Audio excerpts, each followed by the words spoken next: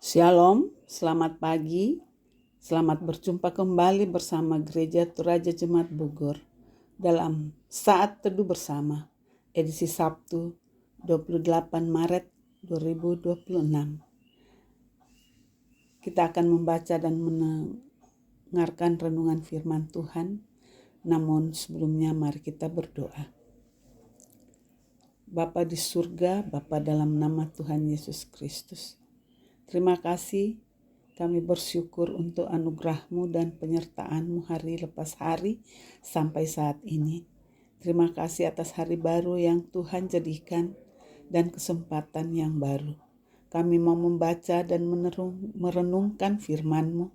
Hadirlah Engkau ya Bapa, kuasai kami dengan Roh-Mu yang kudus, agar kami dapat mengerti akan firman-Mu, untuk kami lakukan dalam setiap langkah kehidupan kami. Berfirmanlah ya Bapa, kami anak-anak-Mu siap mendengarkannya. Dalam nama Yesus, amin.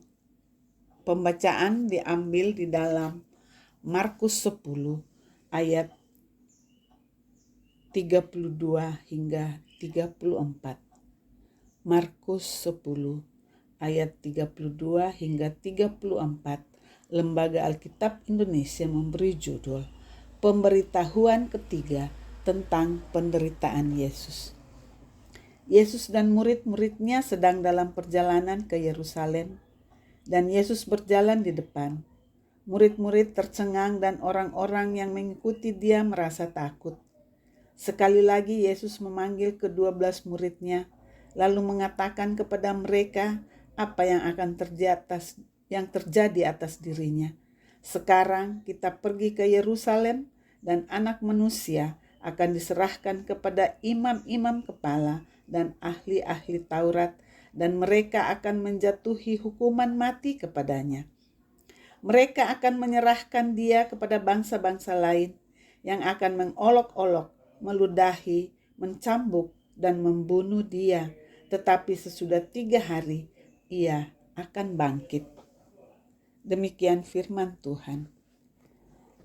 Tema bacaan kita hari ini adalah jangan takut, dia jaminan kita. Daam mimataku, ia umpem buloiki. Yesus berjalan di depan murid-muridnya menuju Yerusalem, bukan dalam rangka dihormati atau dimuliakan, namun justru untuk menghadapi salib. Ia tahu akan disiksa, dihina, bahkan dibunuh. Tetapi Yesus tetap melangkah demi kasihnya kepada manusia yang berdosa. Murid-murid Yesus bersama dengan orang lain yang mengikutinya dalam perjalanan ke Yerusalem dihantui oleh rasa takut. Walaupun Yesus sudah berkali-kali menjelaskan kepada mereka bahwa perjalanannya ke Yerusalem adalah perjalanan yang mengerikan, karena perjalanan itu adalah perjalanan menuju penderitaan, bahkan kematian. Namun dia yang terus meyakinkan mereka bahwa peristiwa itu memang harus terjadi, bahwa di Yerusalem dia akan ditangkap, disiksa, dan dibunuh. Tetapi hari ketiga ia akan bangkit. Hal itu disampaikan dengan maksud agar para murid tidak perlu takut menghadapi penderitaan itu. Yesus selalu berada di depan mereka agar para murid memiliki semangat dan keyakinan bahwa bersama Yesus tidak perlu takut, karena dialah yang akan menjadi jaminan mereka. Yesus adalah jaminan kita. Memang untuk menjadi pengikutnya, kita akan selalu mengalami tantangan yang kadang membuat kita khawatir, cemas, dan takut untuk terus melangkah maju. Dan hal itu memang telah disampaikan oleh Yesus sendiri bahwa setiap orang yang mau mengikut aku, ia harus menyangkal dirinya, memikul salibnya setiap hari, dan mengikut aku. Dapat kita baca di dalam Lukas 9 ayat 23. Salib telah menjadi simbol kekuatan dan kemenangan bagi setiap orang percaya. Di atas saliblah dia telah mati untuk melucuti segala kuasa dosa. Namun oleh kedaulatannya dia telah bangkit untuk menjadi jaminan kemenangan bagi setiap orang yang tetap setia mengikutinya. Amin. Mari kita berdoa. Puji dan syukur kami naikkan kepadamu ya Bapa di surga, atas kesempatan yang masih Tuhan berikan kepada kami untuk beribadah kepadamu.